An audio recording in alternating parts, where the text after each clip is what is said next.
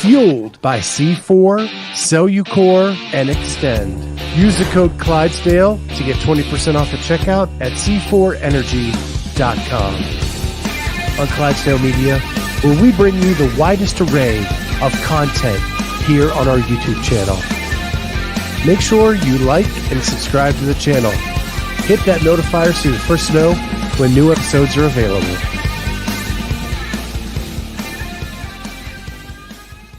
What is going on, everybody? Welcome to the Clydesdale Media Podcast.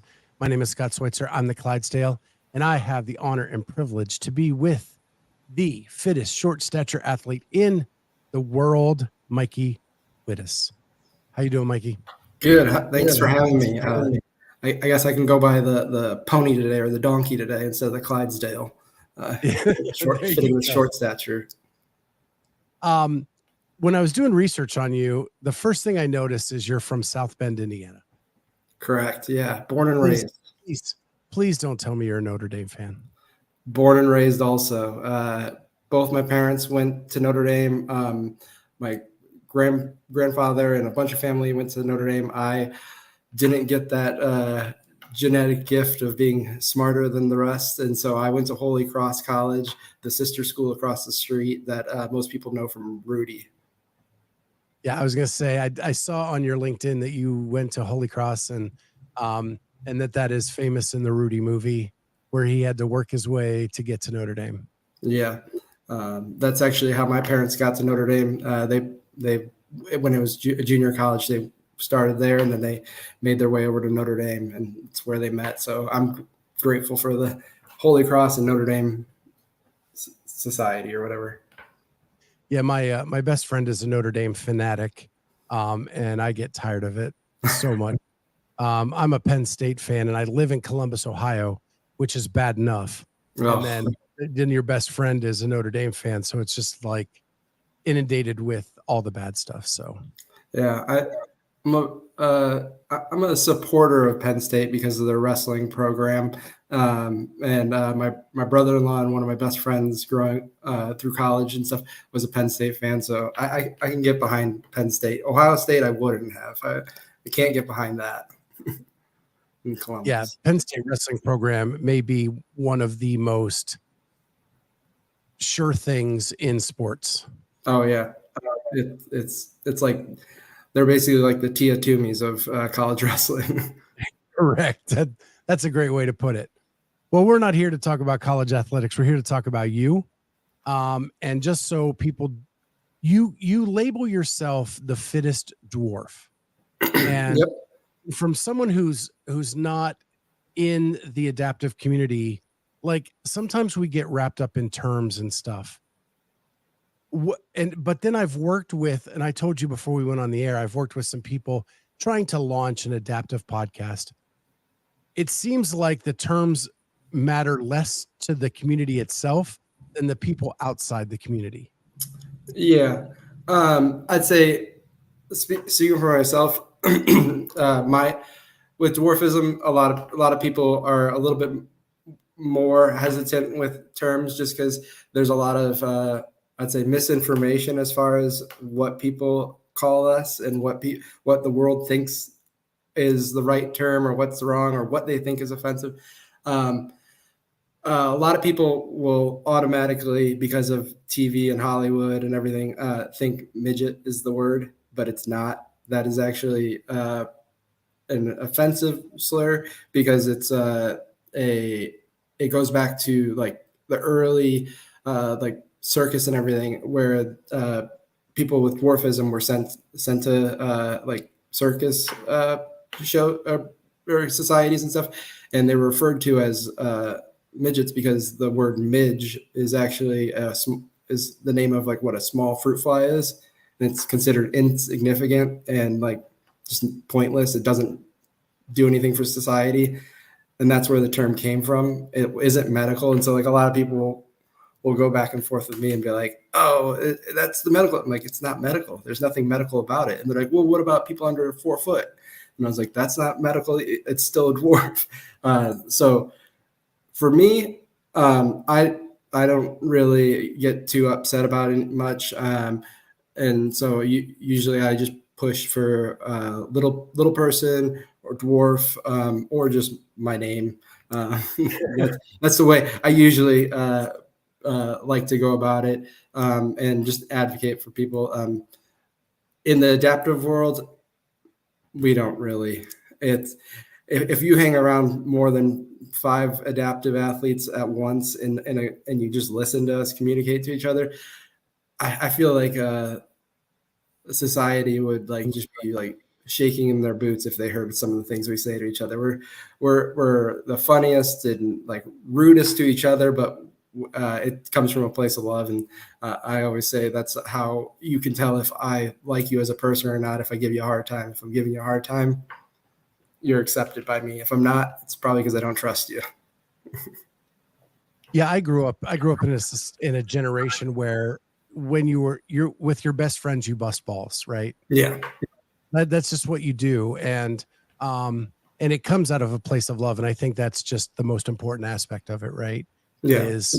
Is that you love these other people, and in the adaptive community, you're in something together as almost like a fraternity, where you guys are fighting for equality and the ability to compete. And we're going to get into all of that in a second, but I want to go through your background a little bit. You were born with parents of normal size. Yep. Yeah. Both my parents are average height. Nobody in my family ever had dwarfism before me. And so does that make it more rare that you had dwarfism? Yeah, it's kind of like winning the lottery. You have a 1 in 20. Well, that's probably more likely than winning a lottery, but it's 1 in 20,000 chance of having my type of dwarfism through a mutation. So it just randomly happens. It's not for average height people to pass it on. It's not a genetic. So it's not like my dad or my mom was carrying it. It's for them to have a child with dwarfism, it is just a genetic mutation that spontaneously occurs. And then now with my wife and I, it's dominant genes for us, so we can pass it on to our children. So, and okay, give me lots of paths to go down, but I want to stick with your parents just for a second. And that is, I read in Men's Health, which you were featured in, which is really cool, that you had a quote that was your favorite thing your mom ever told you. And on the surface, some may look at it as like, man, that was harsh. But was it? So it is, life's not fair. Get over it. The sooner you do, the sooner you'll be happy. Yep. And what did that mean to you? How did you take that and translate that into becoming successful in life? I really just like when she would say that to me as a child and as a young adult, like, and still to this day says it to me and to my siblings. It resonates with me because I realize life isn't fair. It never will be. It's not fair for anybody.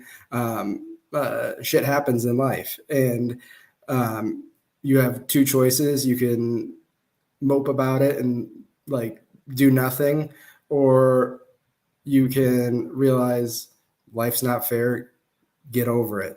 And like, as long as you just have that mentality and realize it's never going to be fair. It never was, it isn't. And you just have to keep going. You have to fight for everything you want. And you can't just expect things to be like easy for you ever.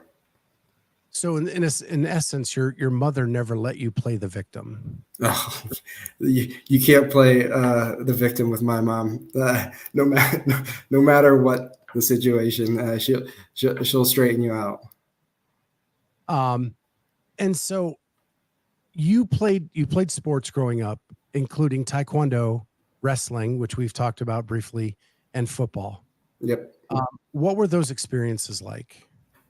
Taekwondo, I honestly don't know why I started, other than I know it was at the country club my parents were a part of. They had lessons there, and so I joined early and did it for like 4 or 5 years. Ended up getting my black belt in it, and that early on taught me, like, goes back to the life's not fair. When you're trying to spar with people whose arms and legs are 2 times as long as yours, you realize that really quick, that like you're going for a punch and the other person's fist already hit you, or they kicked you and you're not even able to get inside to them to be able to make contact with them.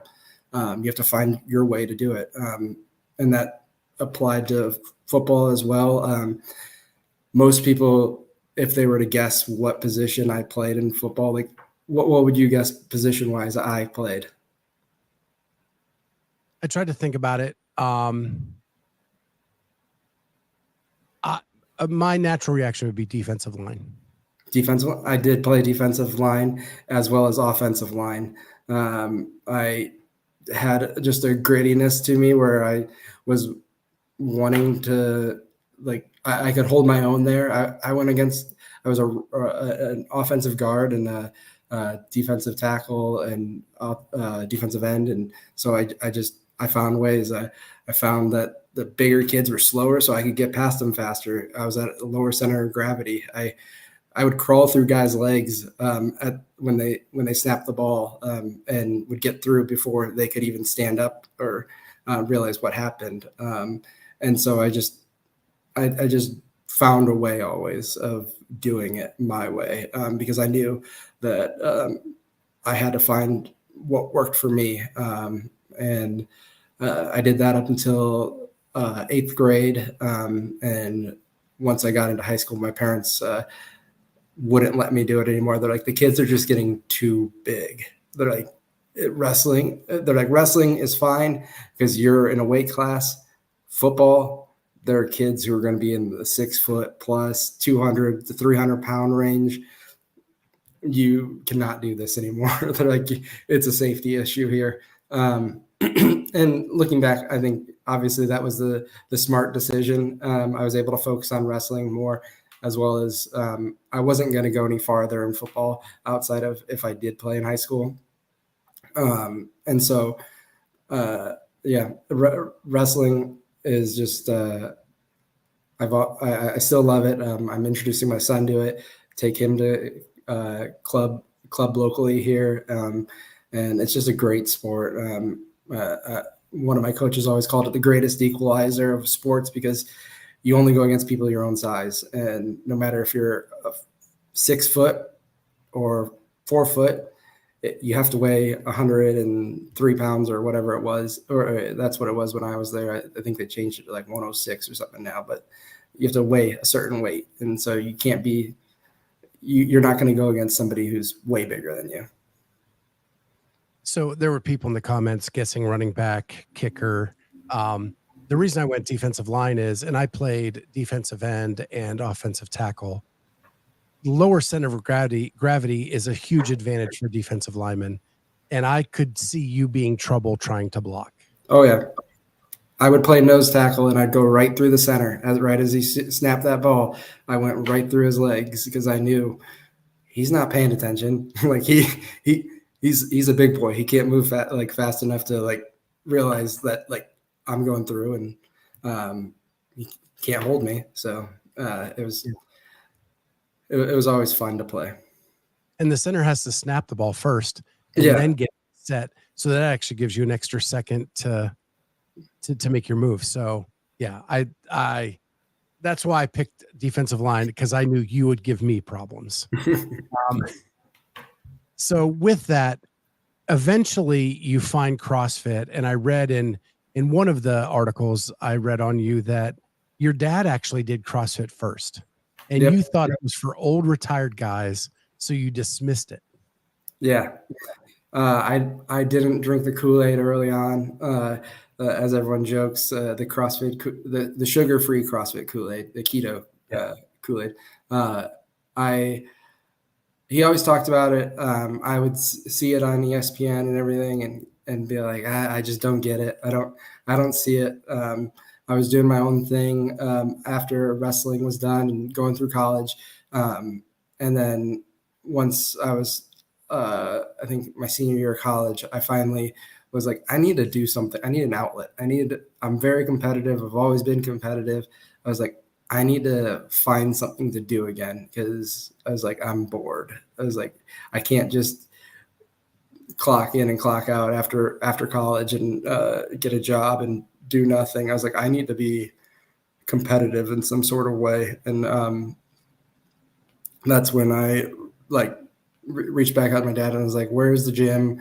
And then I found the local affiliate here, and fell in love with it the first time I did it, because it reminded me so much of wrestling. It tired me out. I was huffing and puffing right away, and that's exactly how wrestling was. Every match, regardless if you won in 30 seconds or not, you still were heavy breathing, because it's a hard match. And every CrossFit workout, regardless of if it's a long one or a short one, you're always going to be tired. Oh.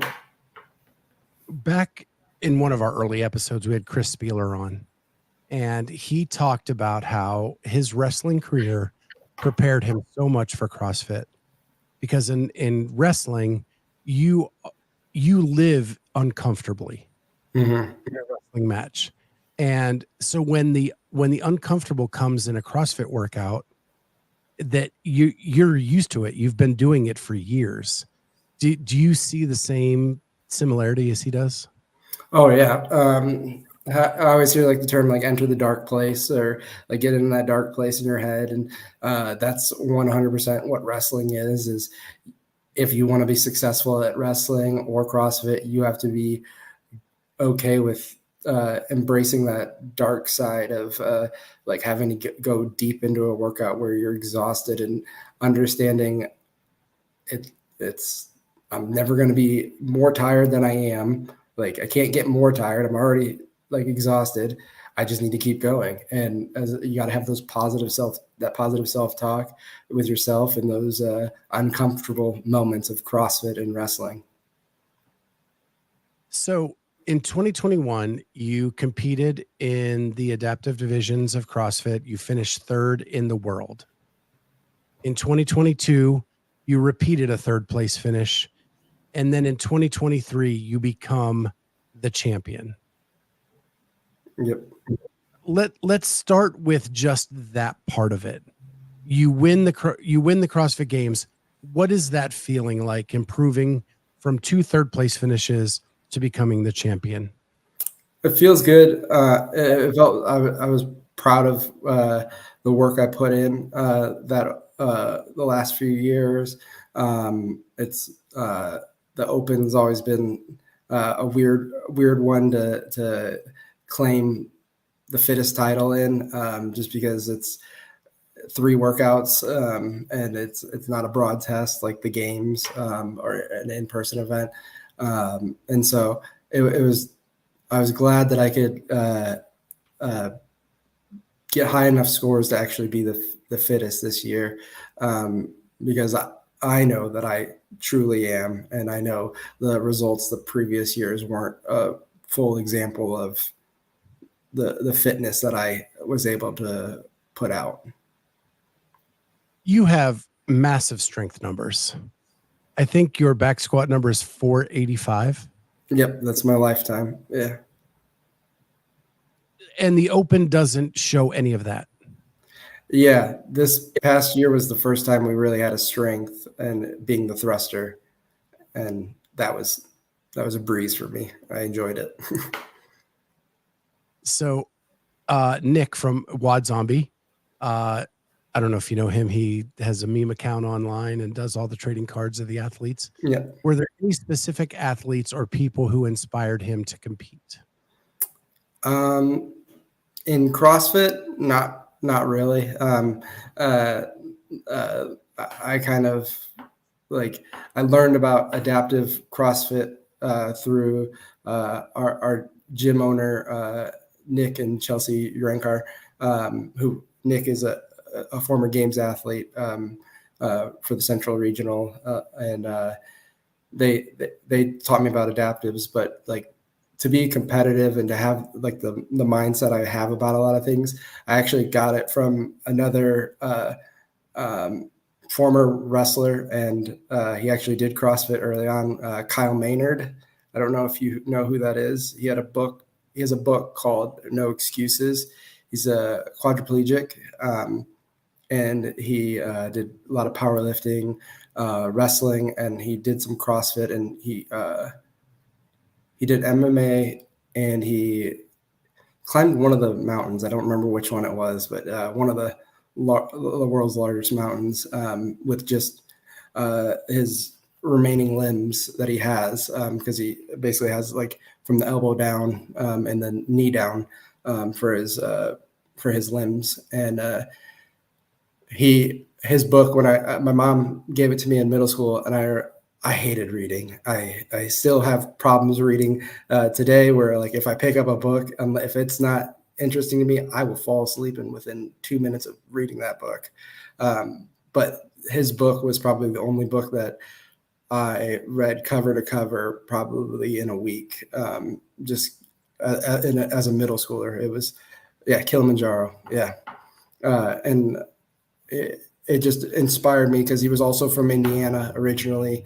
And it made me want to be like that. It made me want to inspire others to do shit people never thought impossible for who you are, what you have. His story always still like gets me inspired. So when did you know, when you went to the CrossFit gym and you start doing the classes, when did you know that you had something more, that you had a special ability to be able to do this at such a high level? I don't know if I've still even realized that, because I'm never one to give myself credit, or I always joke talking about myself is probably my least favorite thing to do, just because I'd rather talk about other people and learn about other people. And so I'd say when like I went to Witous for the first time and got to compete with the other adaptives, and it was just an open division then. Now they have like separate divisions, and ironically, I got dead last at Witous that year, but I realized like I have a potential to make this a division for myself. I have I have the ability to grow something for other people like me, for other people with dwarfism, who might want to compete in some sort of way outside of the Paralympics or until they get through middle school. And I think it was probably, when I went to my first competition at Witous, it was like, that was kind of like the eye opener. So that's kind of a good segue, because I want to do some compare and contrasting, but first we have to set the stage. This year you win the CrossFit Games. It's only done through the Open. In 2022, there was a semifinal listed on your. So what changed from 2022 to 2023? That's a good question. That would be a better question for like a Don Fall or Dave Castro or Adrian Bosman. I don't know what changed. They claimed there wasn't enough numbers for all of the adaptive divisions to make the semifinals worthwhile. So they basically eliminated a level of competition for us, another level outside of the Open. And so, I truly feel like this year was a regression for adaptive athletes in the CrossFit world, just because they eliminated a level of competition, being the semifinals. And they did that for all of the adaptive divisions, the uppers, lowers, and multi-extremity. They also lost their semifinals. And so they found their 5 fittest to go to the games through the Open. And like I said earlier, 3 workouts is not a good test for finding who should be going on to the next level. there's obviously exceptions to that. Like obviously, like Casey Agree is like a freak athlete, and yes, he's obviously the fittest in his division without a doubt, and I don't think anyone ever questions that. But I just feel like losing a level of competition is just, yeah, I don't know. It wasn't And good. just to clarify that it was an online step. Yeah. No, I no still in have questions person. about some of the reviews too, because uh, I don't know about anyone else, but I didn't see any burpees get off any leaderboards. I didn't see anyone get a penalty for burpees in that workout. So I don't know if they actually reviewed the videos or anything like that. It's just odd. But the 2022 semifinals were online. So really at no cost to CrossFit other than the review process and allowing you to have another shot at the leaderboard. Yeah. Okay. So that gets eliminated in 2023. I will agree with you that that is a regression. Then I'm going to pull up your post real quick here. You made this post right after the games. And this is you on the podium. So you did not get to compete in Madison to be Correct. the first on earth. You flew in or drove in, I don't know what, on the award ceremony day. I got in the day before. They offered us the ability to get to purchase tickets and like a festival pass. And so, yeah, I purchased tickets for the week for my brother and I to go. And we went on, I think it was Friday night, I believe, or Thursday night was the night that they held them after the adapters and age groups finished. Correct. It was Thursday night. And then you get there and all the people that competed live got the shirt that all champions get that say fittest on earth with the 1 or the 2 or the 3, depending on where you finished on the podium. As you can see in this picture that keeps rotating back and forth, you got your medal, but the shirt, you got a generic CrossFit shirt to wear on the podium. Yeah. Can you just walk us through that process and the feelings you had in that moment? Yeah. Obviously, I can only speak for my personal feelings on the situation. I know others were also kind of like distraught over it, just because it just felt a little like little to no effort on their part as far as like trying to give us that experience. Like I truly am appreciative that they did invite us. It just felt like the invite was the last level of thought or care they put into it.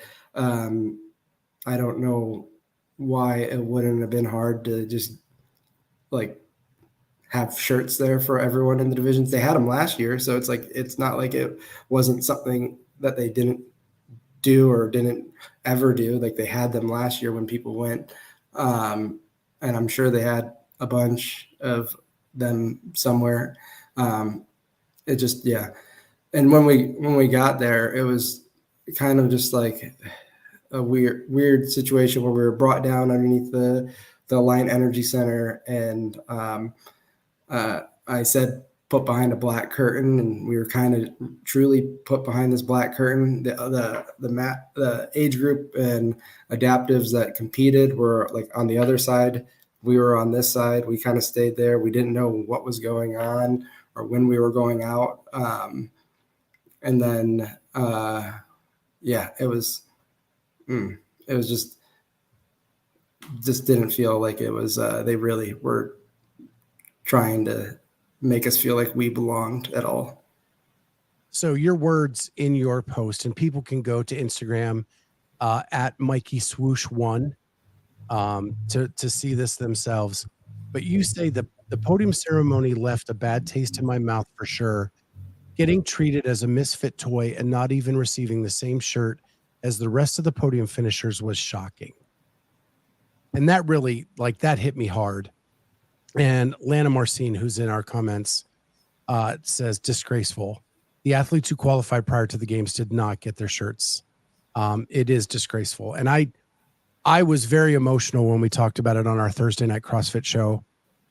That I felt like it would have taken such little effort. Yeah. To get you guys shirts so that you looked like everybody else who won. Yeah. And that they couldn't take that small step is pathetic. Yeah. And it was, yeah, I would say that's the best way to say it, is just like, it was pretty pathetic, like just their attempt. yeah,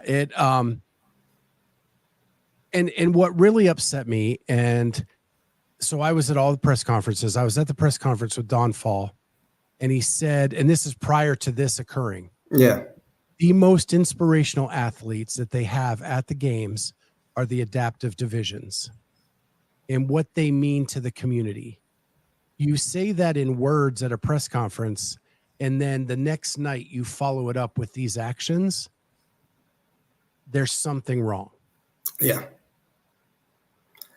Yeah. I'd say actions speak louder than words, or marketing, like the same thing. Like, actions speak louder than the marketing posts you'll do showing adaptives, which I'd say this year was even less than in years past. If you go to their page, they haven't posted. They posted probably 4 or 5 clips since the games, of like from the start of the games when the adaptives and age group started to the end of adaptives actually competing. They've shared the same post like 3 times of one of the upper women snatching a barbell, and it's like, there were other adaptives there competing. Let's share, like great, like obviously great. Her lift was great, like it was perfect, but share more about the other adaptives, like show other adaptives doing things so people can see. And I truly believe that the adaptive divisions haven't taken off more because they've selected, based off of numbers, the divisions that I would say look the most like average people. Yes, they're missing arms and legs, some of them. But if you want, I feel like if I was somebody who was trying to push adaptive athletes, I would have the seated athletes out there, because people want to see people in wheelchairs doing this. They want to see that it's possible in a wheelchair. And visually impaired people doing it, the sensory division, intellectually, the intellectual divisions, I feel like people want to see those divisions, as well as my own division. Like, can't forget the short stature, but like, I feel like people want to see people who don't look just like them, like, and not like, I don't want to make it sound like I'm taking anything away from the other divisions. They rightfully belong there along with everyone else. But I feel like if you want to get people in the seats, you got to have the people that look the most different. I don't know if that's the way to say it, but just, yeah. Yeah. And just one more thing about that, the coverage of the people that even got to compete there was so pathetic. Yeah. I mean, it was like iPhone 4 hanging from the roof. Yeah. I That think there was 1 megapixel. Right. And that was for all age groups and the entire adaptive community that were competing at the games. Yeah. So this is my next question. You mentioned going to Wadapalooza. You were also the wheel wad champion in the short stature division, and you're the CrossFit Games champion. What competition means more to you? Currently, wheel wad does, because it's the only truly in person for all adaptive divisions. They are still working on getting the intellectual division into the wheel wad games. The programming's a little bit out of their expertise, so they're going to be working with people I know to get better programming for the intellectual divisions. But Wheelwad is without a doubt probably the best truly inclusive adaptive division. And by inclusive, I mean they have almost every division there. And it's the one where, everyone shows up. The short stature is there, the sensory, everyone. And it's a great event. I hope to see it grow more. I feel like the more people who know about the Wheelwide Games, the more people that will possibly show up, as well as sponsors support it. Because I feel like a lot of people will talk about like, oh, like we got to get behind them, but then they don't show up to the adaptive stuff, or they don't support them in other ways by sharing their posts on social media, or following them, or brands getting behind them to support them like other athletes. And so hopefully it gets better in that way. So the big rumor circling around Madison this year was that there were comments made in press conferences where Dave Castro said, in order for the games to be successful, it needs to be scalable to be able to move from place to place. That has been translated as to removing age groups and adaptives from the lineup at the CrossFit Games, and maybe giving like Wheelwad the ability to call themselves the CrossFit Games.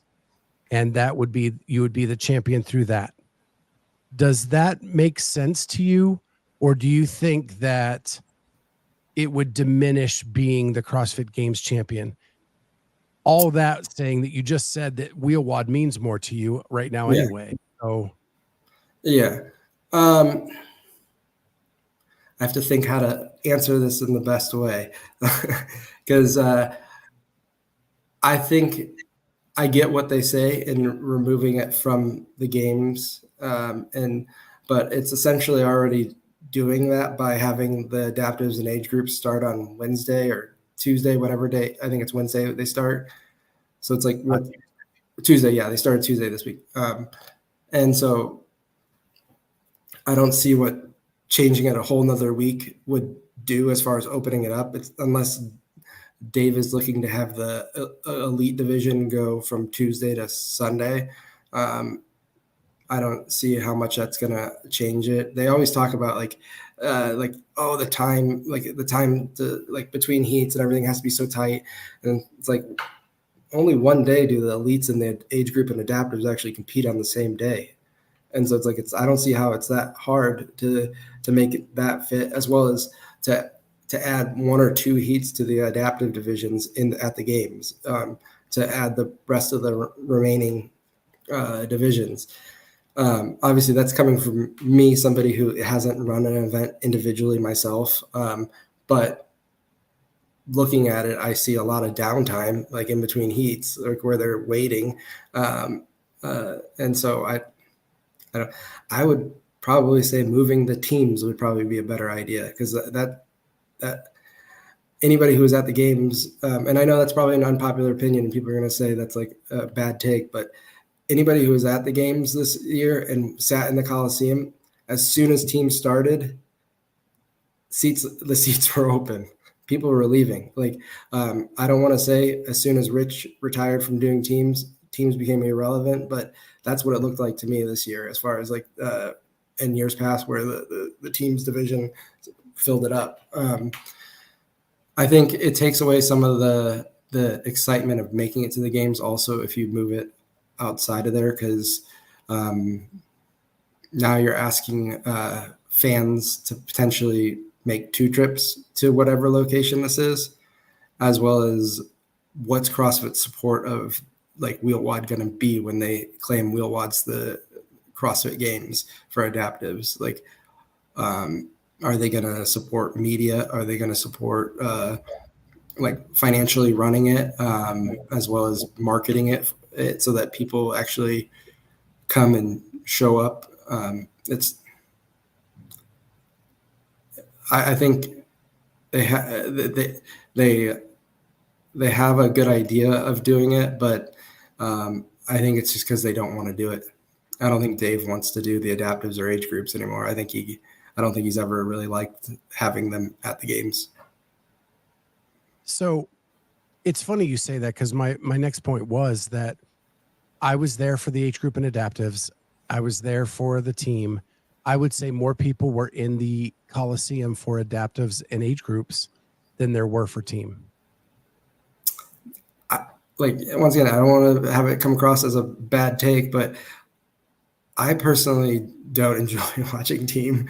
It's too much going on, too many different things. Somebody's holding a ring dips. Somebody's holding a handstand while somebody else is riding a bike. It's like it's not as exciting to watch. It's more confusing for sure. Yeah, and I think Rich said it on his podcast once. It needs to be easy to watch, and like somebody who doesn't know anything about CrossFit can come watch and understand what's going on there. And teams isn't that anymore. So I'll tell you, like, I was watching the adaptives the final night. It was single arm dumbbell snatches, I believe. It was a woman with one leg, and she had a hard time switching to the arm above the non-leg. And like, she's pumping up the crowd, and the crowd is getting loud. Like, that was way more exciting than anything I ever saw on the team division. Yeah. And I thoroughly enjoyed the age groups and adaptives through that whole process. And we tried to get interviews with as many people as we could. I wish I would have known you before that. We were under the Coliseum. I would have loved to have interviewed you in person. But we tried to do that, and we had a blast. And I know Lana Marcin, who's been commenting, was covering the 60 plus who get no love. And her big thing is she just wants a leaderboard for 70 to 75, for 75 to 80. They don't care if they go to the games, but something to shoot for. Yeah. And as simple as that. And that's falling on deaf ears. Yeah. That was something that, like, we had similar issues with the adaptive vision the first 2 years, I think, with a scaled leaderboard for adaptives. Everyone thinks like, oh, it's adaptive. Like, why would you need a scaled one? Well, there's levels to fitness for adaptives also. There's those of us who are elite adaptive athletes, and then those of us who have like less work capacity or less strength, and might need to scale it down, because at the end of the day, the CrossFit Games is finding the fittest. So there should be a scalable option for adaptives. And I agree. 70, 75 plus 80. I feel like there should be like, I know I enjoy watching the Masters just because it's impressive to see like a 60 or 65-year-old doing these things. And I know people will say that about adaptives, but I feel like it's even crazier. They're like being like, that 60-year-old just like clean and jerk like 165. That's ridiculous. Like the last outside of my parents who work out, like other 65-year-olds, I don't know anyone that does that. Well, just to give you a hint about Lana, is she's in her 70s, I believe. She was at Masters Fitness Collective last year. She was asked if she's going back, and she said, no, they scale it too much. I can do rope climbs. I like that. So she does ask a question, and I think this is in reference to Wheel Wad. Do they have an intellectual division? I think you said they're working on it. Yeah, they're working on getting one for the upcoming year. I know they haven't really gotten into that area yet.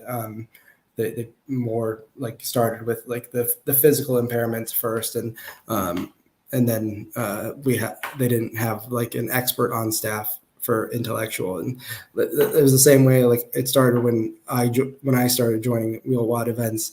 They didn't have a short stature division. We didn't have standards. We didn't have like different, like what was RX for a short stature. We didn't know. And that's why like it opened my eyes at Wadapalooza when I'm out there being asked to do the same things that like guys who are two times my height were doing. And I was like, that's not the right, like, we're not hitting the stimulus there. Asking me to clean and jerk 135 at that for reps isn't like going to be the same stimulus as somebody who's weighing 185 doing that. Like, yes, they're missing one leg, but it's a different in size.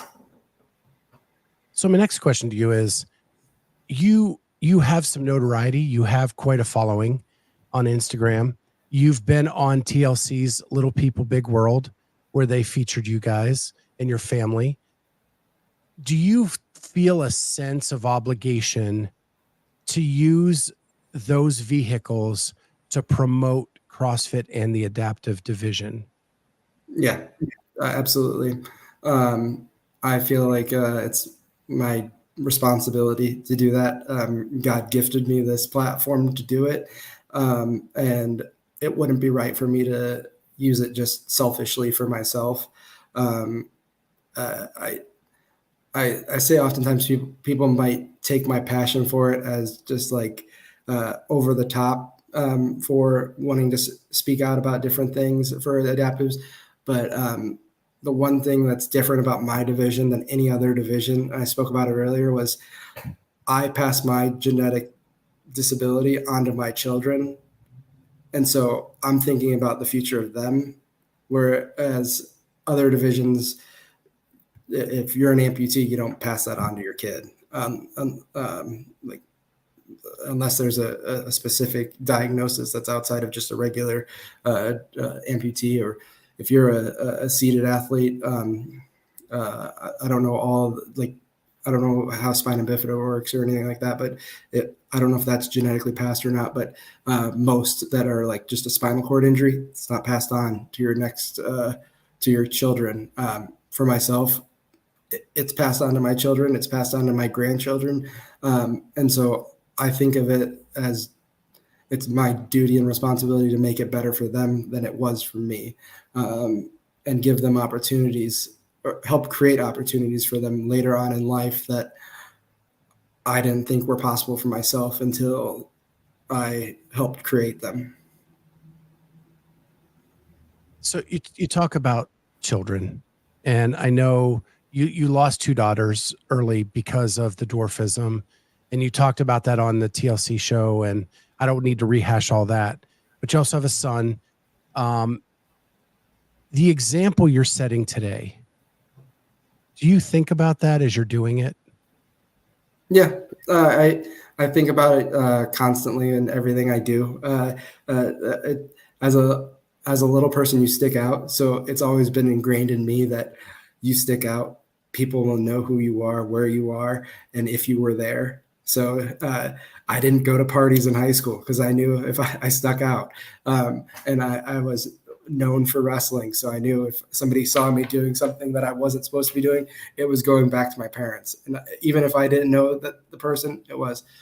So even to this day, like I think about the example I'm setting for other little people and the next generation.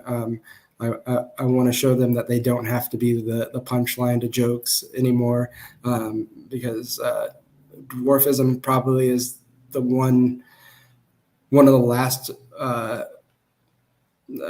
groups to where it's still okay to make fun of and poke fun at and make jokes. Even to this day in Hollywood, they still do it. And so I want to make it better so that people don't have to put up with that crap anymore. So I want to finish this with something Casey Acree told me in an interview, and that is that because you talked about it, like there's no doubt Casey is the fittest person in his division. He's won, was it 22 of 23 events at the CrossFit Games. But he said that he trained and prepared for the day that he knew this would be a possibility. And the reason he is so good today is because he didn't wait for it to come. He prepared as if it was coming. what is your advice to other people in the adaptive community that want to get involved in things like this?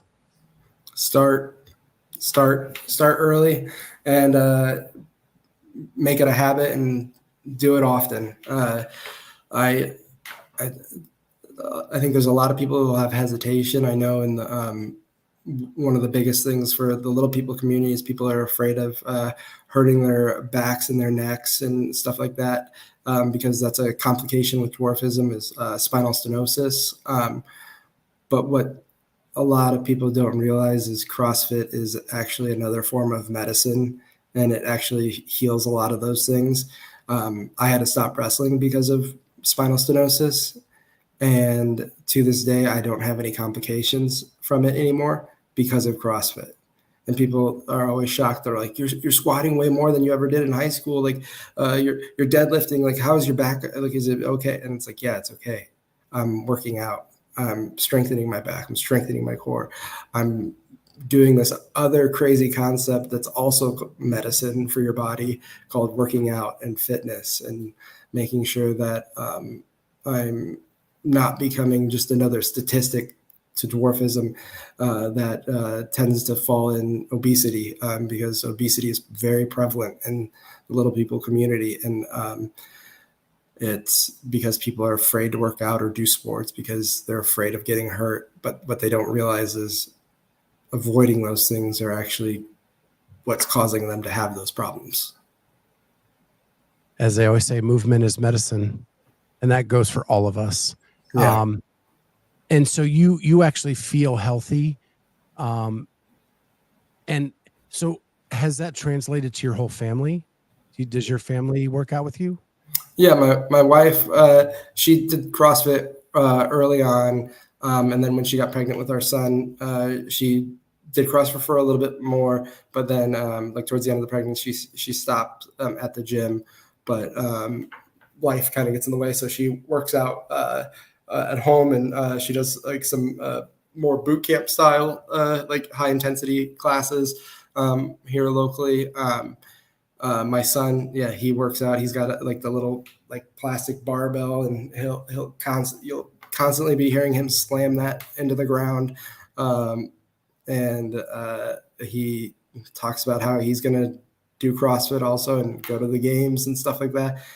And so yeah, it's I think it's become a habit in our family just to work out and be active and get outside and be healthy. That's incredible. When your child looks at you and says, "I'm going to go to the CrossFit game," that's got to like fill your heart. Yeah, it makes me happy because it makes me really proud of like just that like I'm showing him the way of doing it, and that he wants to be like dad, and he's wants to do wrestling. He still says he's going to play football at Notre Dame, but also be in the band and coach the football team. And so he's got a lot that he's going to be doing, I guess. But he'll find a way. So Wad Zombie jumps in. I hope this past games doesn't keep him down.